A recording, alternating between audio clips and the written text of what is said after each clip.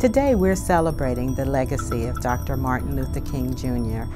This is the 29th annual MLK Community Leaders Breakfast, sponsored by the Urban League of Hampton Roads and hosted this year by Tidewater Community College. TCC in the house!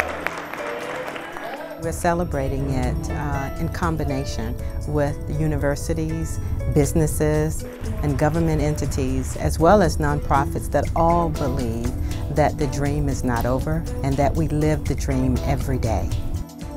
We're so honored that we're this year's sponsor. As you know, for the past 29 years, this event has been hosted by the various colleges and universities of the Hampton Roads region. And I think it's an absolute must and an obligation for us as educators. Today is a truly, truly special day. First and foremost, we all know it's Martin Luther King Day here in the Commonwealth and across the country. But secondly, in about, I guess, 3 hours, President Obama is about to be sworn in on the Bibles of President Abraham Lincoln and Dr. Martin Luther King. So let's just savor that for a second. That's phenomenal. We had an exceptional group of community leaders who were honored and recognized this year. From doctors and dentists to an Olympian. Each year we pick out just a handful of individuals that we can uplift because they uplift others throughout their work in our community. Accepting individuals for who they are, where they are, understanding their condition, their plight. Our church, First Baptist Church South Hill, is a church that, part of our mission statement and our vision is to make an impact on the kingdom of God, an evangelistic impact. That means making lives better.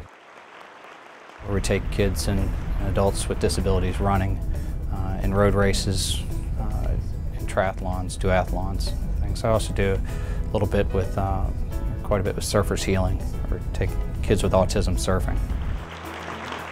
Single mothers come from all different circumstances, and they just find themselves in a situation where they're trying to navigate raising children and building a home, a successful family unit on their own. So for them, we like to show them how to live their dream and do it on their own. It's baby steps. It's not going to be perhaps what they thought initially, but it's baby steps. It can be done.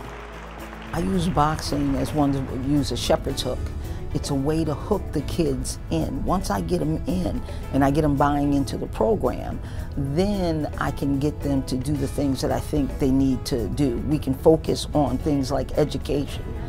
For example, all the kids have to turn in their report cards when they come out and their progress report. I see people who are not as fortunate. It's hard to go to sleep on that.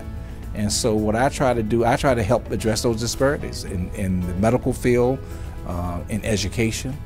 And so the organizations I'm affiliated with, whether it's the Salvation Army or the Boy Scouts, if you look at it, it's all about trying to have a level playing field for everyone.